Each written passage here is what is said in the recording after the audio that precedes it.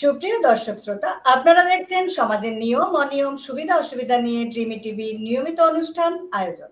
আমাদের সঙ্গে উপস্থিত রয়েছেন হাসান আলী। তিনি কাজ করছেন প্রবীণদের চ্যালেঞ্জ নিয়ে। আপনাকে স্বাগত আমাদের আজকের অনুষ্ঠানে। আপনাকে স্বাগত, ধন্যবাদ। তো দর্শকদেরকেও ধন্যবাদ। বলুন।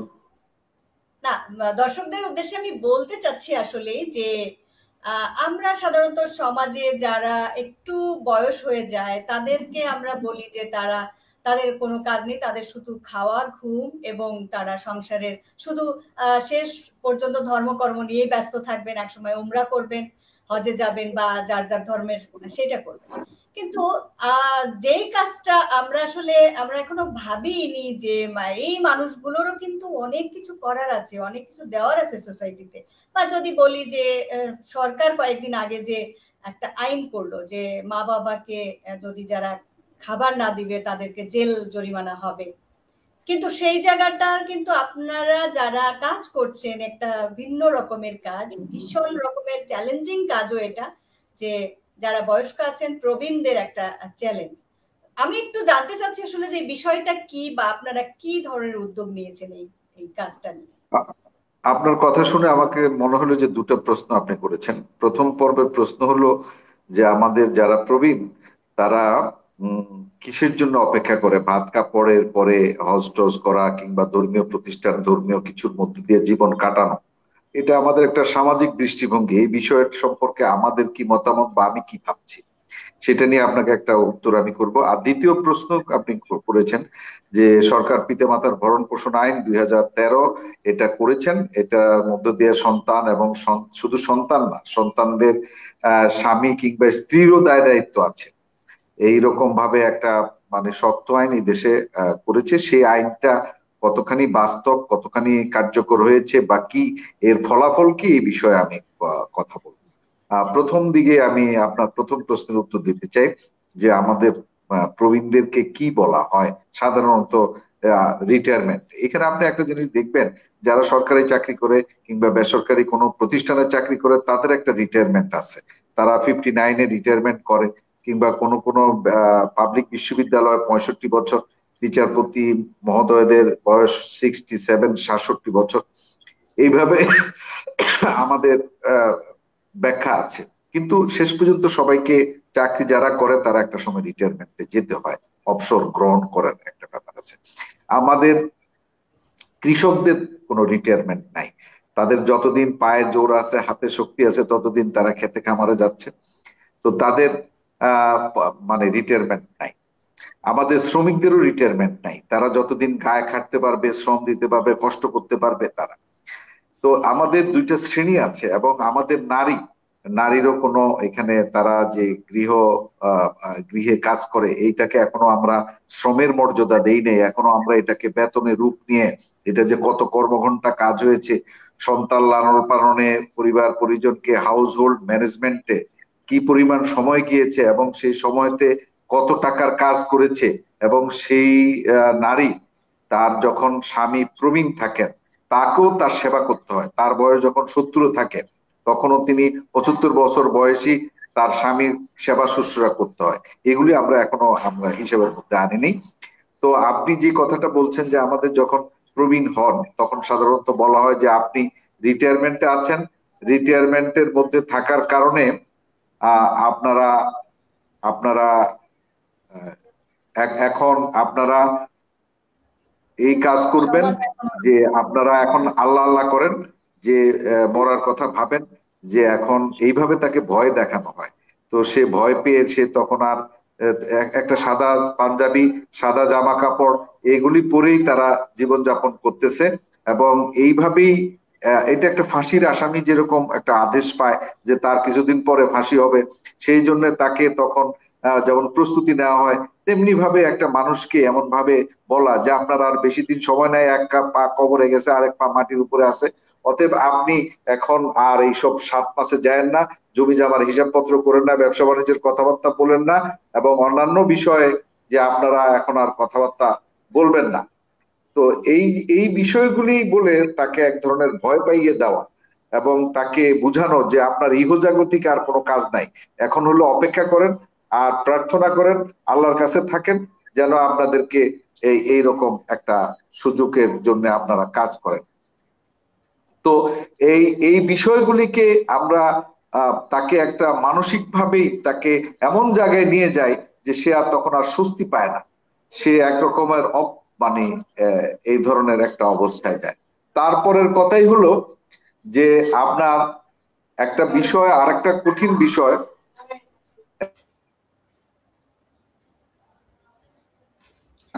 শুনতে পাচ্ছি না, শুনতে পাচ্ছি না। হ্যাঁ, হ্যাঁ। তারপরে যে বিষয়টা খুব জরুরি সেটা হলো পিতামাতার ভরণ পোষণ আইন 2013। তো 2013 এই আইনে মামলা হয়েছে সারা দেশে 8টা। তো এই 8টা মামলা এমন অবস্থা হয়েছে যে এই গত 12 বছরে 10 বছরও কোনো মামলা হয় না। এটা একটা কঠিন ব্যাপার। আপনি সন্তানের বিরুদ্ধে মা বাবা গিয়ে কোর্টে মামলা করবে, মামলা করে তাদেরকে জেল জরিমানার আওতায় আনবে, সে সেই মামলার পরে কই কই থাকবে? সে তো তার ছেলে মেয়ের সাথেই থাকতে হবে। তো তাদেরকে এই ধরনের মামলা সাধারণত মা বাবারা দিতে চায় না, দেওয়ার মতো অবস্থা না। কিন্তু এটা যদি একটু টেকনিক্যালি অন্যভাবে নেওয়া যেত, যে আমাদের কমিউনিটির উপর দায়িত্ব দেওয়া হতো, চেয়ারম্যান মেম্বার বা আমাদের স্কুলের টিচার ইমাম সাহেবদের মাধ্যমে একটা কমিটি থাকতো, যে তারা খোঁজ খবর নিত যে তারা কার বাবা মাকে কে সেবা যত্ন করে না, কে কষ্ট দেয়, কে অপমান অপদস্থ করে, জমি জমা নিয়ে যাওয়ার জন্য চাপ দেয়, কিংবা দেখশুন করে না। এটা একটা কমিটির মতো করে খোঁজ খবর নিত। তাইলে এটা মামলা দেওয়া লাগতো না, যে না তুমি যদি এটা না করো তাহলে আমাদের এই বিষয়গুলিকে আমরা আইনের কাছে নিতে পারবো। তো সাধারণত বাবা মা এই নিজেরাই উদ্যোগ নেয় না সাধারণত। তো না নেওয়ার কারণে এই আইনটা হয়েছে অনেক কঠিন আইন, যে আমরা 6 মাস জেল আছে, 1 লাখ টাকা জরিমানা আছে। ছেলের বউ যদি কোনো রকমের মানে তার শ্বশুর শাশুড়ির সাথে খারাপ ব্যবহার করে তাইলেও তার শাস্তি আছে। মেয়ের জামাই পর্যন্ত যদি কোনো রকমের মানে তার শ্বশুর শাশুড়ির সাথে খারাপ ব্যবহার করে, তাতেও মেয়ের জামাইরও জেল আছে। এমনকি ছেলের শাশুড়িরও বিপদ আছে, যে কেউ যদি ইন্ধন দেয় তাহলে সেও বিপদে পড়বে, এত কঠিন আইন আছে। তো সেই আইনের পরেও তো নির্যাতন বন্ধ হয়ে যায় নাই। নির্যাতন বন্ধ করা তো একটা খুব কঠিন আইন থাকলেই, ভালো আইন থাকলেই সবকিছু বন্ধ হয়ে যাবে এমন না। তো আমাদের সবচেয়ে বড় একটা বিষয় আসছে, সেটা হলো যে আইনের পাশাপাশি আমাদের সচেতনতা তৈরি করতে হবে। এখন আপনি আরেকটা কথা বলেন, একটা রিক্সাওয়ালা, যে রিক্সাওয়ালা মানে তার বাবা মা প্রবীণ, হ্যাঁ, তো তারে আপনি কি শাস্তি দিবেন? সে তো সারাদিন সকালে নামে রিক্সা নিয়ে, রাতের বেলা আসে, চাল ডাল নিয়ে আসে, তার ছেলে আছে, মেয়ে আছে, ছোট ছোট বাচ্চা আছে, বস্তিতে থাকে। কিংবা তারে আপনি কি আইন দিয়ে জেল খাটাইবেন? তারা যদি আপনি জেলে দেন, কথার কথা, তো তার ছেলে মেয়ে কই থাকবে? তাদের খাওয়াবে কে?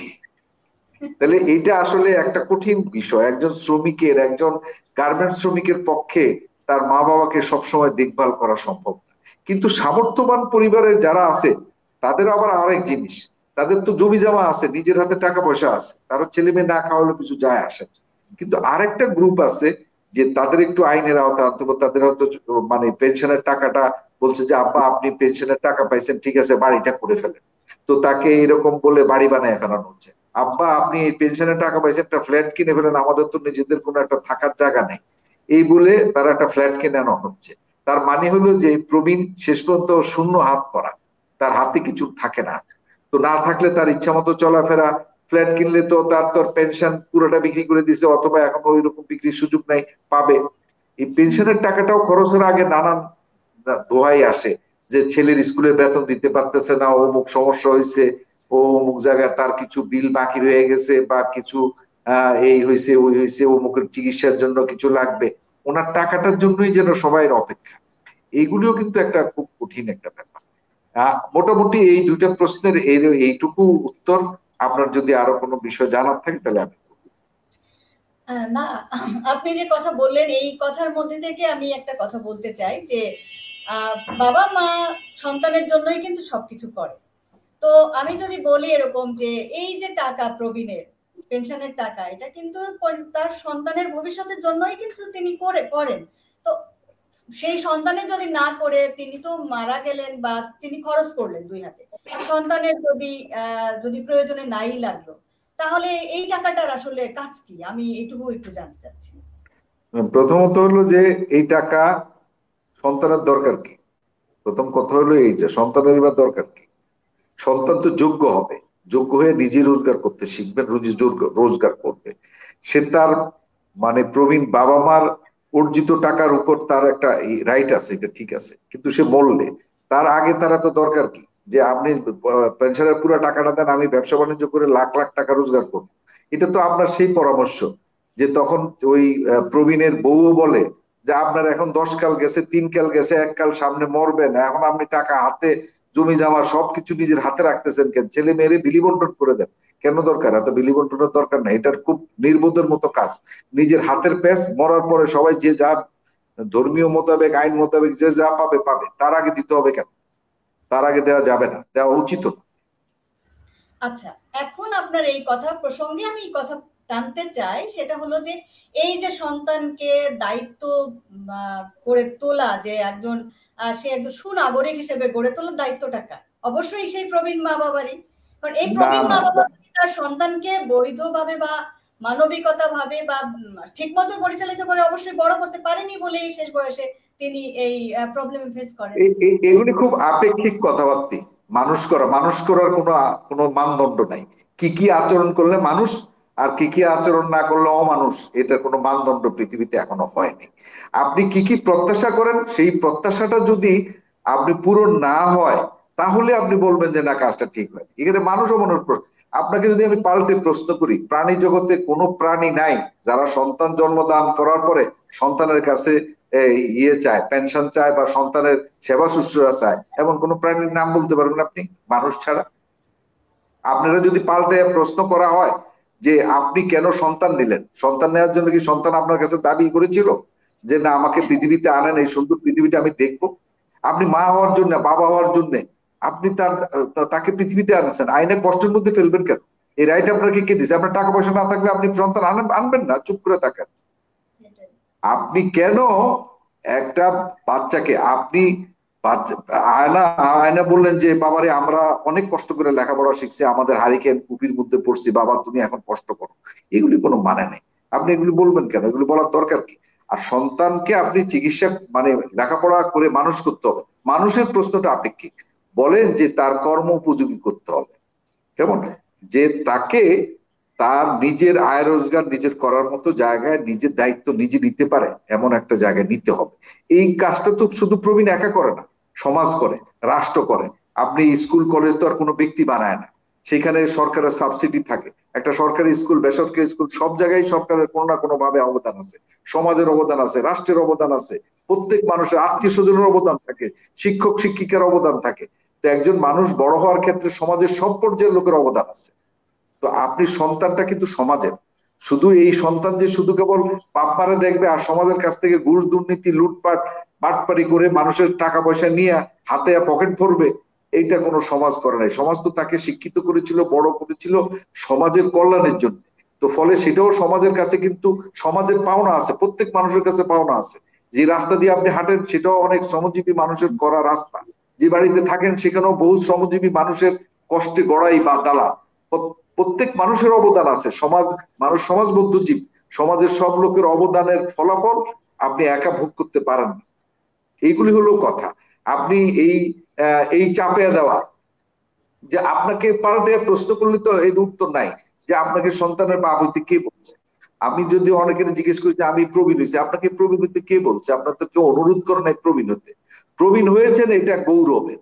যে অনেক মানুষ তো প্রবীণই হইতে পারে না, অনেক মানুষ তো জন্মের সময় মারা গেছে, অনেক মানুষ তো 3-4 বছর বয়সে মারা গেছে, অনেকে তো 20 বছর বয়সে মারা গেছে, অনেকে তো পেনশনেও যেতে পারে নাই, অনেক আগেই মরে গেছে। তো আপনি যে পাকা চুল দেখলেন, আপনি যে বুড়ো বয়সটা দেখলেন, আপনার 70 বছর বয়সটা যে দেখলেন, এটা তো একটা সৌভাগ্য। এটাকে আনন্দের সাথে নেন। এটাকে বিলাপ দেওয়ার জন্য নিবেন কেন? হায় হায় কেউ নাই কেউ নাই, এগুলি কোনো কথা না। আর প্রবীণদের উপরে কষ্ট বিষ্ট হচ্ছে, সেটাও কিন্তু এক ধরনের ভালো প্রভাব আছে।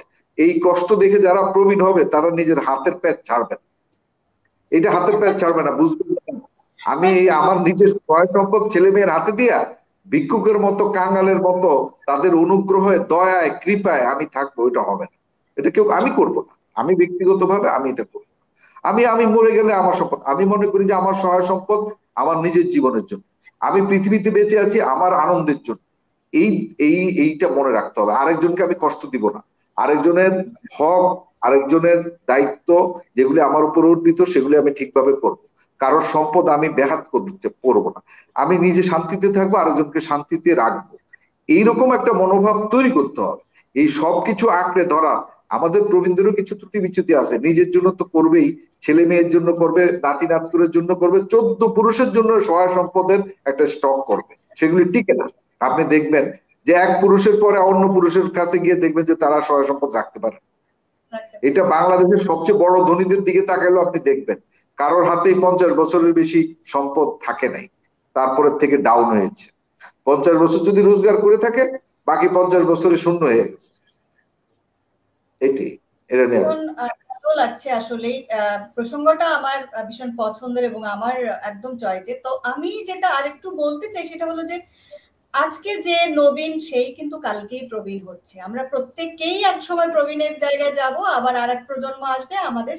এটা রোলিং, এটা চলবে। এই প্রসেসটা আমার বা আপনার একার জন্য না, আমাদের প্রত্যেকের ক্ষেত্রেই। আজ যেমন আপনিও কালকে প্রবীণ ছিলেন, আজকে নবীন ছিলেন, আপনি এক প্রবীণ হয়েছেন। আর একটা বাচ্চা আজকে নবীন আছে, সে একসময় প্রবীণ হবে। তবে একটা কথা, সমাজ, প্রত্যেক ব্যক্তি, অনেকগুলো ব্যক্তির সমন্বয়ে সমাজ হয়, অনেকগুলো সমাজ আমাদের রাষ্ট্র তৈরি করে, রাষ্ট্র বিশ্ব তৈরি করে। তো আমরা কোনো কাউকে একা একা না। আমি আজকে আমার জায়গা থেকে যদি আমি সচেতন হই, আমার সমাজ সচেতন হবে, আমার সমাজ সচেতন হলেই আমার রাষ্ট্র সচেতন হয়ে যাবে। সরকার আলাদা কেউ না, সরকার আমাদের প্রত্যেককে নিয়েই সরকার তৈরি হয়। তো যাই হোক, আমি সে প্রসঙ্গে যাব না। আমি একটু বলবো যে এই যে প্রবীণদের যে প্রবলেম গুলো হয়, আমি সেই প্রসঙ্গে আপনার কাছে জানতে চাইবো যে শুধুমাত্র প্রবীণের কিন্তু খাওয়া পড়া বা নামাজ কালামই তার জীবনের না, তারও হাসতে ইচ্ছে করে। অনেকেই বলে যে তুমি লাল একটা শার্ট পরেছো বা লাল একটা ড্রেস পরেছো, তুমি তো বয়স হয়ে গেছে তোমার, এখন এই বয়সে এটা না কেন? আমি এই যে আপনার কালার সেন্সটা একটু জানতে চাই। আপনার কিন্তু সাউন্ড আসছে না ভাইয়া, আপনার মিউট হয়ে গেছে। তো আমি বলতে চাই যেটা যে কালার সেন্স আমাদের মধ্যে চাপিয়ে দেওয়া হয় এক রকমের, যে তোমার বয়স হয়েছে, তোমার এখন এই মেয়ে বড় হয়ে গেছে, ইউনিভার্সিটিতে পড়ে, তোমার এখন এই কালার সাজে না, এই পোশাক তোমার সাজে না। এই জিনিসটা সম্পর্কে আপনি একটু বলবেন যে এটা আসলে কি? আচ্ছা, দুইটা বিষয় আপনি তুলছেন। একটা হলো যে আজকের যে নবীন তিনি তো প্রবীণ হবে, তো তার প্রস্তুতি কি। তো আমি আপনাকে বলি যে এটা একটা প্রশ্ন। আর হলো প্রবীণের ফ্যাশন বা কি ধরনের কালারে পড়লে অন্যদের সমাজের দৃষ্টিভঙ্গি কি, মানুষের দৃষ্টিভঙ্গি, পরিবারের দৃষ্টিভঙ্গি কি, সেই বিষয়ে আমি বলবো। প্রথম দিকের উত্তরটা আমি বলতে চাই যে আমাদের জীবনটা 3 ভাগে বিভক্ত। একটাকে আমরা বলতে পারি এডুকেশন, একটা ওয়ার্ক, একটা রিটায়ারমেন্ট। আমাদের 1 থেকে 30 বছর পর্যন্ত আমাদেরকে শিক্ষা নিতে হয়। হ্যাঁ, প্রাতিষ্ঠানিক অপ্রাতিষ্ঠানিক ভাবে পরিবারে, প্রতিষ্ঠানে গিয়ে আমাদের শিক্ষা নিতে হয়। 30 বছরের মতো 27-28 বছর পর্যন্ত লেগে যাচ্ছে। তারপরে জবে যাওয়ার, কাজে যাওয়ার প্রস্তুতিও আরো 2-3 বছর লাগে। মোটামুটি 30 বছর চলে যায়। তারপরে সে কাজ করে, ওয়ার্ক টাইমটাও আসলে 30 বছর। তো 30 বছর বাড়ি হলো যে ওটা বিদ্যুৎ চমকানোর মতো 30 বছর চলে যায়। তখন সে 60-এ এসে পড়ে। তো তার এডুকেশনের একটা প্ল্যান আছে। হ্যাঁ, তার ওয়ার্কের, চাকরি করুক, ব্যবসা করুক, বাণিজ্য করুক, যাই করুক, তারও একটা প্ল্যান আছে। কিন্তু তার প্ল্যান নাই তার 60 বছর পরে যে বাকি বছরগুলি বাঁচবে, আরো 30 বছর যদি বাঁচে, 20 বছর যদি বাঁচে, সেই 20 বছর উনি কি করবেন, কার সাথে থাকবেন, কোথায় থাকবেন, কেমন করে জীবন কাটাবেন, কি কি কাজ করতে চান, তার কোনো প্ল্যান নেই। কিন্তু আপনি মনে করবেন যে প্রবীণ হওয়ার প্রসেসটা শুরু হয় মায়ের পেটে আসার আগের থেকে। আপনি যদি সুস্থ বাবা মা না হয়, তাহলে তারা সুস্থ সন্তান জন্ম দিতে পারবে না। আর যদি সুস্থ সন্তান জন্ম দিতে না পারে, সেই সন্তান তার শৈশব কৈশোরটা ভালোভাবে কাটাতে পারবে না। একটা দুর্বল শৈশব কৈশোর নিয়ে এসে যৌবনে যখন পড়বে, একটা ভাঙা গড়ার যৌবন নিয়ে সে বার্ধক্যে উপনীত হলে তার আরো 5টা 7টা রোগ থাকবে, তার অশান্তিতে জীবন যাবে। তো অতএব তাকে শারীরিক ভাবে, মানসিক ভাবে সুস্থ থাকতে হলে তার মা বাবারই দায়িত্ব, যাকে পৃথিবীতে আনবে তারা যদি অসুস্থ কিনা, তারা ফিজিক্যালি ফিট কিনা, মেন্টালি ফিট কিনা, একটা বাচ্চাকে লালন পালন করতে পারবে কিনা, একটা বাচ্চার যত্ন আনতে নিতে পারবে কিনা, এইরকম মানসিক শারীরিক উপযুক্ততা থাকলেই সন্তান আনতে পারবে। না হলে একটা সন্তানকে পৃথিবীতে আনার তার রাইট নেই। একটা অসুস্থ লোক আরেকটা মানুষকে এনে অসুস্থ করার কি অধিকার? এই অসুস্থ বাচ্চাটা তো সমাজের উপর চাপ সৃষ্টি করে। আমাদের মানে আপনার হসপিটালে চাপ করবে, পরিবারে করবে, সমাজে করবে। একটা প্রতিবন্ধী বিকলাঙ্গ একটা মানুষ হ্যাঁ, সে মানুষ তো আর সমাজের জন্য বোঝা হয়ে যায় একটা সময়, পরিবারের জন্য কষ্টের। তো অতএব সে ওই রকম ভাবেই একটা তার রিটায়ারমেন্ট প্ল্যান থাকবে, তার ইয়তের প্ল্যান থাকবে। হ্যাঁ, এগুলি একটা জিনিস থাকবে। আর আরেকটা জিনিস হলো যে এই, আহ, মিউট হয়ে গেছে ভাইয়া। হ্যাঁ, তো তারপরে আরেকটা যে প্রশ্ন আপনি আমাদের করলেন যে প্রবীণের ফ্যাশন বা রং, রং চং জামা কাপড়, এখানে একটা জিনিস খুব আপনাদেরকে বলতে হবে যে আমরা, একটা জিনিস হলো কি, আমাদের যখন আমাদের প্রবীণ জীবনটা যখন থাকে, তখন সাধারণত আমাদের একসাথে অনেকজন প্রবীণ একত্র হলে দেখবেন যে সবারই সাদা পোশাক, সাদা টুপি, বা বিশেষ করে দেখবেন যে কোনো অনুষ্ঠানেও যদি যান দেখবেন সাদা পোশাকের একটাই, কোনো কালার কোনো পছন্দ করছে না, কালার দেখলেই তারা ভয় পাচ্ছে।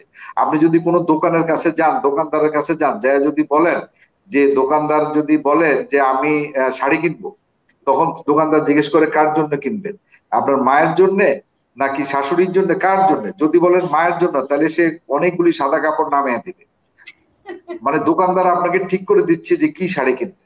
তো আপনি যদি বলেন যে না আমি আমার মায়ের জন্য কিনবো, কিন্তু আমি এই কালার কিনবো, রঙিন কিনবে, বলছে উনি বুড়া মানুষ, আপনি রঙিন কিনলে মানুষে কি করবে, উনি পরবে কিনা এই।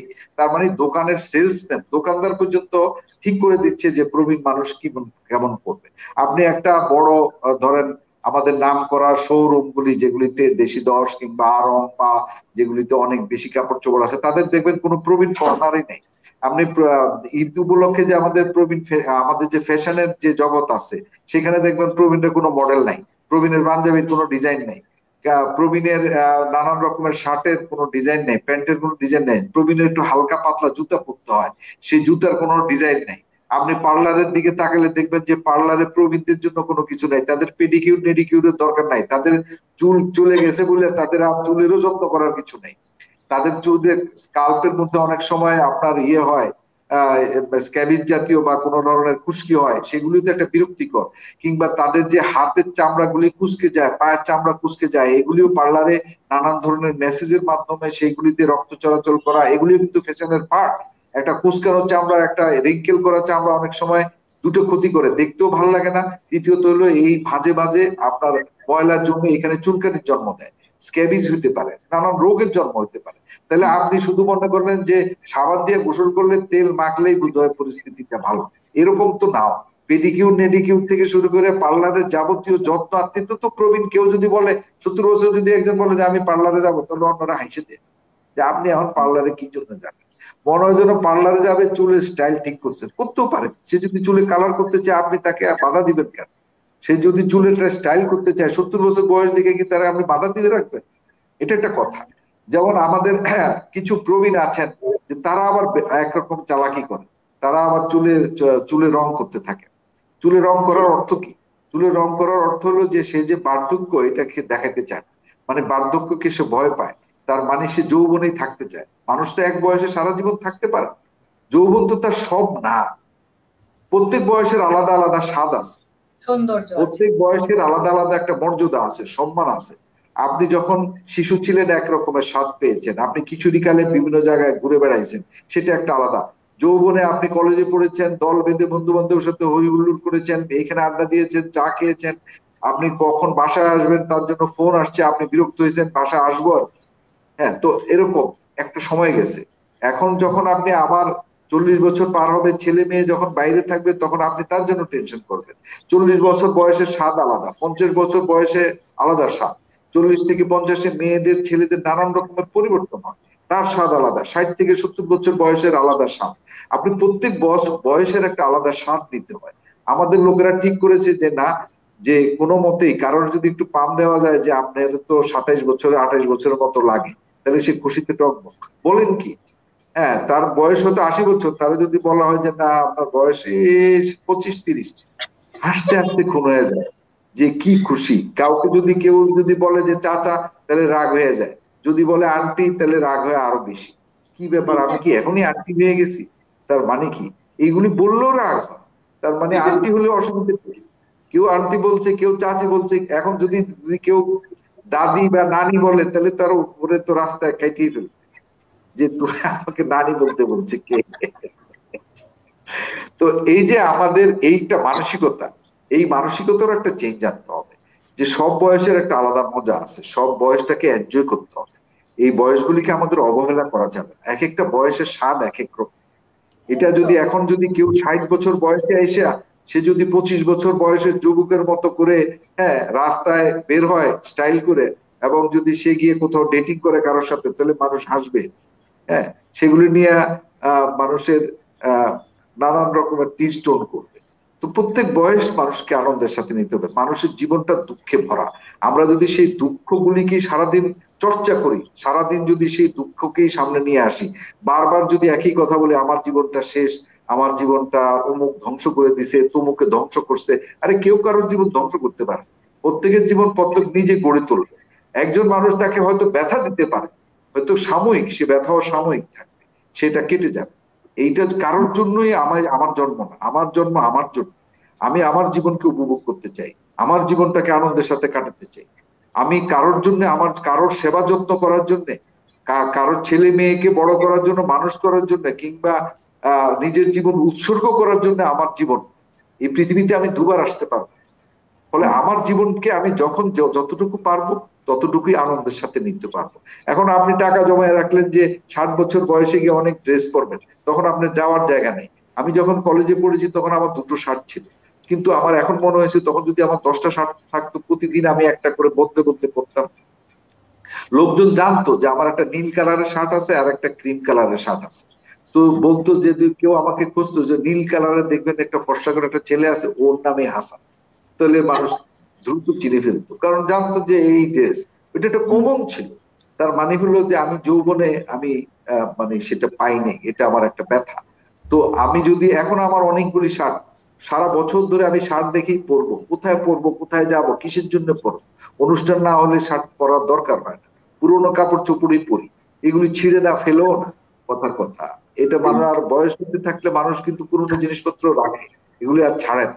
একটা লুঙ্গির বয়স দেখা গেল যে 3 বছর 4 বছর হয়ে গেছে, শার্ট ছিঁড়ে না, 10 বছর কয়টা ছিঁড়ে না।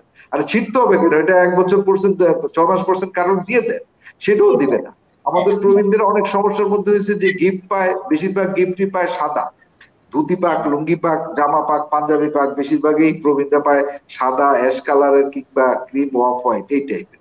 তো প্রত্যেকের এগুলি আছে, তো এগুলি রেখে দিছে, জুতো রেখে দেয়। জুতা 2-3 বছর হওয়ার পর তো ওগুলি পরা যায় না, জুতার মান থাকে না, এবং জুতা চামড়াও ইয়েও নষ্ট হয়ে যায়, শেপ নষ্ট হয়ে যায়। তো আচ্ছা। জুতোও পরে না। তো বলে তো আমার এক জোড়া আছে, তো এটাই তো পরতেছি, কিন্তু জুতাও বদলানোর দরকার, কারণ জুতার নিচের সোল নষ্ট হয়ে গেলে, জুতার শেপ নষ্ট হয়ে গেলে পায়ের ক্ষতি হয়, পায়ের নিচের চামড়া মোটা হয়ে যায়, এবং পাশ মানে হাঁটা চলায় ইমব্যালেন্স তৈরি হয়, যে কোনো জায়গায় পড়ে যেতে পারে, ফলের কেস হইতে পারে। তো এগুলিও খুব জরুরি। তো আমার কাছে মনে হয়েছে আপনার এই প্রশ্নগুলির উত্তর আমি এটাই করি। বলুন। ভীষণ ভীষণ ভালো লেগেছে আসলে এই প্রসঙ্গগুলো যে আমাদের সমাজে খুব কতটা জরুরি আমরা কিন্তু কেউ বুঝি না, বা আমরা এটা নিয়ে কথাই বলি না কোনো জনসমক্ষে, বা অনেক অনেক আলোচনা আমরা করি, অনেক অনেক বিষয়, সমাজের অনেক সমস্যা নিয়ে আমরা কথা বলি, কিন্তু এটা একটা যে মেজর সমস্যা আমরা কিন্তু এই কথাগুলো বলি না। যেমন হতে পারে যে একটা প্রবীণ মানুষ, তার একজন বন্ধু দরকার।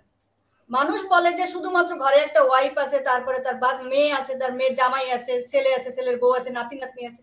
এটার পরেও কিন্তু তার একজন বান্ধবী থাকতে দরকার হতে পারে, তার একজন বন্ধু দরকার হতে পারে। কিন্তু আমরা এটা মেনেই নেই না, বা আমরা এটা ভাবিই না যে সে তার সঙ্গে একটা কথা বলবে, শেয়ার করবে। বা ওই বয়সে গিয়ে তার তো সবই প্রবীণ বন্ধু, তার একজন নবীন বন্ধুর দরকার হতেই পারে, কারণ নবীন এবং প্রবীণের মিশ্রণে কিন্তু ভালো কিছু তৈরি হতে পারে।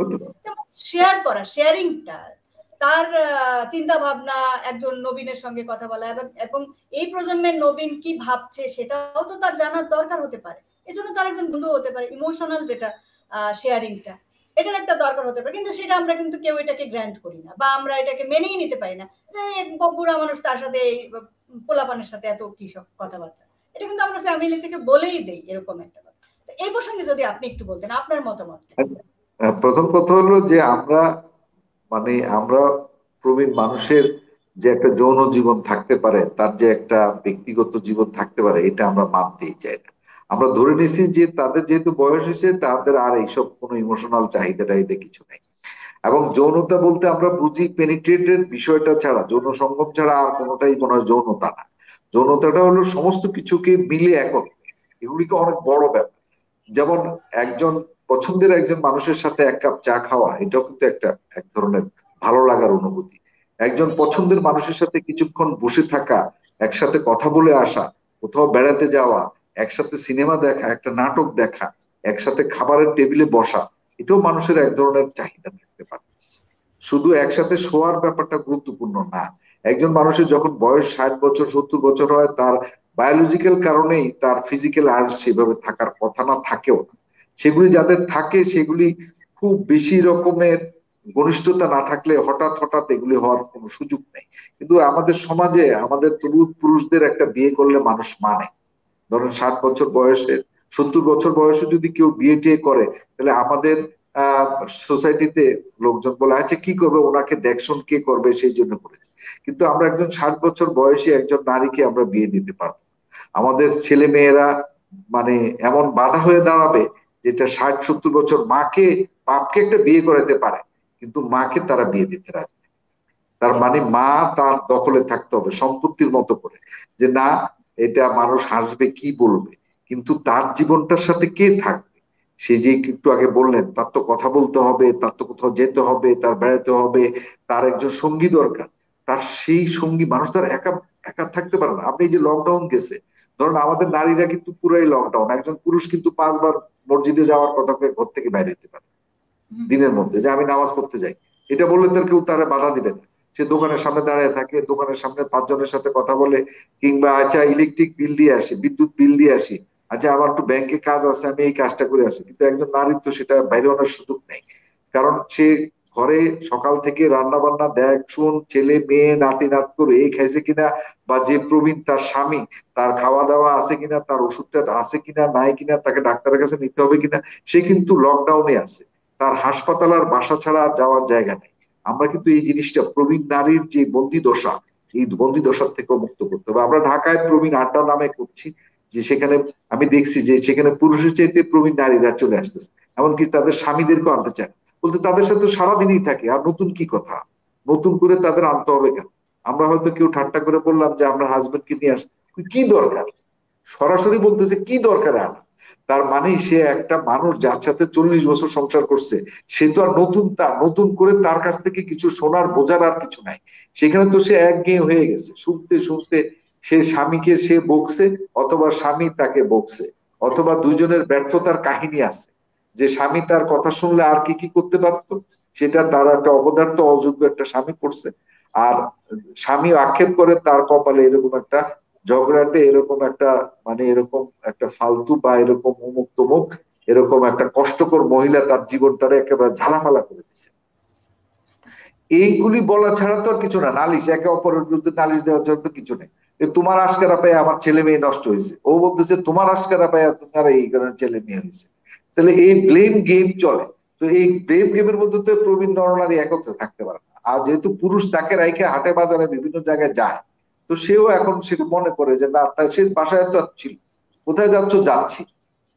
এখানেও কিন্তু এম্পাওয়ারমেন্ট একটা প্রশ্ন, নারীরা বেরিয়ে আসছেন, অনেক নারী আমাদের বিভিন্ন, আপনি দেখবেন আমার ফেসবুকে এখন আছেন যেহেতু, আপনি দেখবেন যে আমাদের প্রবীণের আড্ডা হয়, আমরা প্রবীণদের নিয়ে বিভিন্ন জায়গায় বেড়াতে যাই, বেড়ানোর অনুষ্ঠান করি। আমরা প্রবীণ জীবনকে আনন্দ, স্বস্তিদায়ক, শান্তিপূর্ণ করতে চাই। প্রবীণদের শুধু দুই বেলা ভাত খেলেই যদি সমস্যার সমাধান হয়ে যেত, তাহলে বাংলাদেশে যে বৃদ্ধাশ্রম গুলি, সারা দেশের সকল বৃদ্ধাশ্রম মাত্র 1,000 লোক থাকে, তো বাংলাদেশে 1.5 কোটি লোক প্রবীণ। তো 1,000 লোক যদি প্রবীণ বৃদ্ধাশ্রমে থাকে, এটা কি কোনো সংখ্যা হয়? 1,000 লোক ওই হসপিটালে, বিভিন্ন সরকারি হসপিটালের বারান্দাও দেখবেন 1,000 লোক শুয়ে আছে বিছনা ছাড়া, চিকিৎসার জন্য এসে। তো অতএব বাংলাদেশটা এমন একটা দেশ যেখানে আসলে আমরা যেভাবে বৃদ্ধাশ্রমের কথা ভাবে এইভাবে সমাধান করা সম্ভব না। মানুষ তো সমাজে বাঁচতে চায়, সমাজের সাথে থাকতে, শিকড়ের সাথে থাকতে চায়, যেখানে সে বড় হয়েছে, যেখানে সে তার জীবনের বেশিরভাগ সময় কাটাইছে, সেখানে, সেখান থেকে তাকে আপনি শিকড় কেটে নিয়ে আপনি একটা দরজা বা একটা নির্দিষ্ট এলাকায় নিয়ে রেখে আসলেন, ডাস্টবিনের মতো ওখানে নিয়ে রেখে আসলেন, বললেন যে 2 বেলা ভাত দিবে, আপনি খাবেন, ভাতের জন্য কি ওখানে যাবে সে? তাহলে তো এত ভিক্ষুকদেরকে আমি নিতে পারি না বৃদ্ধাশ্রম। সে তার মানে তার তো ফ্রিডম থাকবে না। ভিক্ষুকের তো সারাদিন ঘুরে আসলে 400 500 টাকা রোজগার হয়, সে অনেক সময় বিরিয়ানি খায়, কোনোদিন একটু বিরিয়ানি খায়, একদিন মাছ খায়, একদিন এটা খায়। আপনি ফকিরের ইচ্ছা করলো পচা ভাত পুরোনো জিনিসপত্র কিছু দিতে পারবেন না, খাবে না, সেও কিন্তু পছন্দের জিনিসপত্র খায়। তো আপনার সাথে অনেক কথা হলো, ভালো লাগলো। আমি দর্শকদেরকে ধন্যবাদ জানাই, আপনাকে ধন্যবাদ জানাই আমাকে সুযোগ দেওয়ার জন্য। আমি আরো একটা প্রশ্ন করতে চাই আপনাকে, কারণ আজকে আমার ছাড়তে ইচ্ছে করছে না, অনেক অনেক জানার আছে। এই যে আপনি যে কথাটা বললেন বৃদ্ধাশ্রমের কথা, এটা শুনে আমার আরেকটা প্রশ্ন মনে হলো, আমি এটা জেনে শেষ করব। সেটা হলো যে মানুষ তো বৃদ্ধাশ্রমে যাচ্ছে যে তাদের সন্তানরা তাদের দেখে না। অনেকেই আছে আমাদের ঢাকা শহরে যারা, যাদের সন্তানরা একটাই সন্তান, হয়তো তারা হয়তো বিদেশে পরিবার নিয়ে থাকে, এখানে মা বাবা দুজনেই আছে।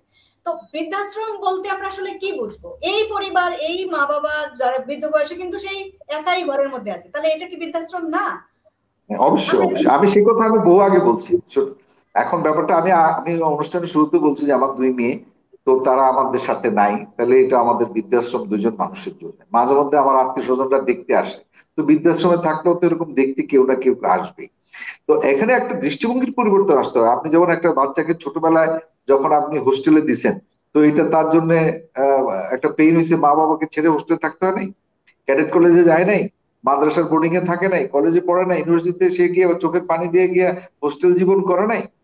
হ্যাঁ, সে টয়লেট শেয়ার করছে, যে মানুষ কোনোদিন টয়লেট শেয়ার করে নাই সে তো টয়লেট শেয়ার করেছে। যে ডাইনিং এ কোনোদিন দাঁড়ায় ভাত নেয় নাই, কাজের লোকেরা বলছে পানি দাও, ভাত দাও, এটা সে সে তো ডাইনিং এ দাঁড়ায় খাবার নিতে হয়েছে। সেই খাবারটা অখাদ্য ও খাবারও তাকে খাইতে হয়েছে। তো সে কি ওইটা করে নাই? এখন প্রবীণ জীবনে আইসা প্রবীণদের যদি এরকম হোস্টেলে থাকতে হয় তাহলে সমস্যা কি? তার থাকবে, তার জন্য এত এত হাফিত্তেশ কি? এখন আপনি মনে করেন যদি কেউ বায়েজিদ বুস্তামির মতো অবস্থা হয়, বায়েজিদ বুস্তামি মাথায় পানি, মাথার কাছে পানি নিয়ে দাঁড়িয়ে আছে, তাহলে মা কখন জাগবে? এই শিক্ষা যদি আপনি দিতে থাকেন তো ছেলে মেয়ের তো আর লেখাপড়া করা লাগবে না। কারণ সারা রাত জায়গায় থাকার পরে মা কখন উঠবে, তাহলে তার সকালে তো স্কুল যাওয়া লাগবে না। তাহলে তো তার স্কুলে না গেলে আর পড়াশোনাও লাগলো না।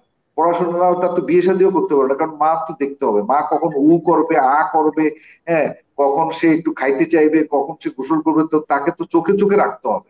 তাহলে ওই লোকের তো আর ঘর সংসার লেখাপড়া আর কিছু লাগবে না, বাইজিদ বুস্তামি হইতে হবে।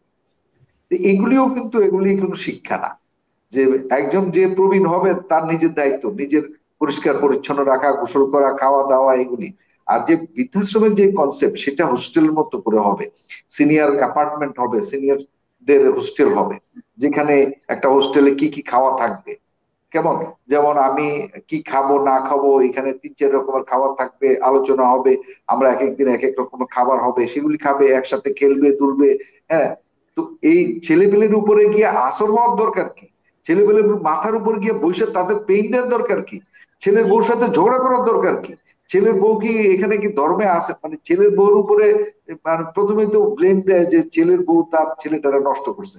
বাবা, তোমার এত আদরের ছেলে, ছেলের বউ কিভাবে পারে একদিন দুই দিনে? তুমি যদি 30 বছরে না পারো, তো ছেলের বউ 30 দিনের মধ্যে তোমার ছেলেরে ঘুরে ফেললো, তো তুমি কি সন্তান পালন করবে? এই যে রাইট। দরকারি একটা কথা বললেন এটা, যে আসলে এই যে যে আমরা 30 বছরে যাকে মানুষ করতে পারে না একটা মেয়ে, তার মানে তার গুণ বেশি তার মার চাইতে, অবশ্যই ওই মেয়েটার গুণ বেশি। নিশ্চয় বলে যে তন্ত্র মন্ত্র করছে, তাবিজ তুবিজ করছে, এই জন্য এইভাবে এইভাবে করছে। যাই হোক, অন্যান্য আরো অনেক বাজে কথাও বলে, সেগুলি কোনো কথা না। আপনি প্রত্যাশা কমিয়ে দিবেন, প্রত্যাশা করবেন না। সন্তান লালন পালন করছেন, সন্তানকে সুযোগ্য নাগরিক করেন, সেজন্য তার নিজের জীবনকে ভালো করতে পারে, সমাজের জন্য কল্যাণকর করতে পারে। আপনার জীবন তার উপরে দিবেন কেন? আপনার জীবনটা তার উপরে বয়ে বেড়ানোর দায়িত্ব দিবেন কেন? তার তো নিজেরই সংকটে শেষ নাই। যে সন্তানকে আপনি দায়িত্ব নিতে বলবেন তারও একটা সংসার আছে, তার ছেলে মেয়ে আছে, তার বউ আছে, তার চাকরি আছে, ব্যবসা আছে, বাণিজ্য আছে, তার কষ্ট আছে, তার নানান রকমের ক্ষোভ আছে। আপনি এখনকার যারা তরুণ, আমি যখন আজ থেকে 30 বছর আগে তরুণ ছিলাম, তখনকার আমাদের সময় যে ক্রাইসিস ছিল, এখনকার তরুণদের ক্রাইসিস আমাদের থেকে 20 গুণ 25 গুণ বেশি। হয়তো ভাত কাপড়ের সংকট নাই, চ্যালেঞ্জ কিন্তু বেশি। এখন যে সম্পর্কের টানাপোড়েন, এটা তো আরো মারাত্মক। আমরা তো আগে আমাদের মা আমাদেরকে পিটানি দিয়ে তারপরে ভাত দিলে ভাত খেয়ে চলে যেতাম, মনে করতাম যে এটা কোনো অসুবিধা নাই। এখন একটা ছেলে মেয়েরে বকা দিয়ে তারা ভাত খাওয়ানো যায়? ঘুষ দিতে দিতে দিয়ে শেষ। আপনি একটা একটা বকা দিয়ে রাগ কথা বলে, তাকে একটু মুখ কালো করে একটা কথা বললেই তো তার সাথে আর আপনি ম্যানেজ করতে হবে। একদম। তার মানে হলো আমাদেরকে সন্তানের কথায় চলতে হচ্ছে। সন্তানের চাহিদাগুলিকে বিবেচনা করতে হচ্ছে। কিন্তু আমাদের সময় তো এগুলি ছিল না। আমাদের সময় আমরা অনেকগুলি ভাই বোন, বাস পিটানি দেওয়া, এই পড়তে যা, এই গোসল করে, এই খা, কে কি খাবে, কার কি পছন্দ, এগুলি জিজ্ঞেস করছে। যেমন জামা দিছে তেমন জামাই পরেছি, যেমন জুতা কিনে দিছে তেমন জুতাই পরতে হয়েছে। নিজের পছন্দ বলে তো কিছু ছিল না। এখন ছোট্ট বাচ্চাকে জিজ্ঞেস করতে হয়, এই জামা তুমি নিবে, এই ড্রেস, বলছে না, মাথা নাড়ছে নিবে না। তা আমি কি করবেন, তাকে তো সেটাই দিতে হবে। যাই হোক। না, ভীষণ ভীষণ ভালো লাগলো। আসলেই আমাদের প্রত্যেক প্রবীণকে এই কথাটা চিন্তা করা উচিত যে আমাদের সন্তানদের উপর আমরা কেন বোঝা হয়ে যাব। তাদের একটা লাইফ আছে, তাদের লাইফটাকে তাদের এনজয় করতে দে, আর এদিকে আমরাও আমাদের লাইফ এনজয় করি, তাহলে কিন্তু সমস্যার সমাধান হয়ে যায় দুই পক্ষই। যে আমারও একটা নিজের লাইফ আছে, আমি আলাদা থাকতে চাই, আর সন্তানদেরকেও আমি আলাদা লাইফ দিতে চাই, তাদেরও একটা সুন্দর ভবিষ্যৎ তারা তৈরি করে নিক, তাহলে কিন্তু আমাদের এই সমস্ত সমস্যার সমাধান হয়ে যায়। তো আপনাকে এই প্রসঙ্গ নিয়ে কথা বলার জন্য এবং এত সুন্দর মতামত আপনি দিয়েছেন এর জন্য ভীষণ ভীষণ ভালো লাগছে। আর আপনাকে অনেক, আপনার কাছে অনেক অনেক কৃতজ্ঞতা আমরা প্রকাশ করছি। নেক্সট আবারও আপনার সঙ্গে আমরা এই বিষয়ে আরো আরো বিস্তারিত কথা বলতে চাই, এই জন্য আগাম অনেক আমন্ত্রণ বিষয়, করছি। অনেক বিষয় আছে। আপনি প্রবীণদের এপিসোড যদি নেন তাহলে 100টা এপিসোড নিতে পারবেন। আপনি যদি একদিন ঠিক রাখেন যে শুধু বউ শাশুড়ির সম্পর্ক এমন কেন, আপনি এইটা নিয়েও একটা সেশন হইতে পারে 40 মিনিট, 30 মিনিট। আপনি যদি ঠিক করেন যে শুধু মার সাথে সন্তানের সম্পর্ক কি, এইটা নিয়েও একটা এপিসোড হইতে পারে। হ্যাঁ। তো মানে আপনার, যদি আপনি বলেন যে বাবার সাথে সন্তানের সম্পর্ক কি, এটা একটা এপিসোড হতে পারে। সে আপনি 70 বছর বয়সে কার সাথে থাকবেন, এটা একটা এপিসোড হতে পারে। আপনি যদি বলেন যে নারী নীতিতে প্রবীণ নারীর কি ব্যবস্থা নেওয়া হয়েছে, যদি একদিন ঠিক করেন যে প্রবীণ নীতিমালাটা কি আছে, আমরা এটা শুনবো আজকে, তাহলে তাও হতে পারে। আমি বলছি যে অনেকগুলি বিষয় আছে, একটু সচেতনতা। আমাদের এইটাতে 1.5 কোটি লোক প্রবীণ। আপনি এই বিষয়টাকে বিবেচনা নেবেন, এই আশাবাদ ব্যক্ত রেখে সবাইকে ধন্যবাদ জানাচ্ছি। অসংখ্য ধন্যবাদ আপনাকে। আবারও আপনার সঙ্গে আমরা দেখা করব, দেখা হবে আশা করি, এই প্রত্যাশা রেখেই আজকে শেষ করছি। সুপ্রিয় দর্শক শ্রোতা, আপনারা এতক্ষণ ধরে ধৈর্য সহকারে কষ্ট করে আমাদের অনুষ্ঠান দেখেছেন এবং আমাদের অতিথিকে উৎসাহিত করেছেন, এজন্য আমরা প্রত্যেকেই আপনার কাছে, আপনাদের প্রত্যেকের কাছে কৃতজ্ঞতা প্রকাশ করছি। প্রতিদিন অনুষ্ঠান দেখুন রাত 11টায়, আর ডিমি টিভিকে লাইক দেবেন এবং সাবস্ক্রাইব করে সঙ্গে থাকবেন। ধন্যবাদ সবাইকে, ভালো থাকবেন।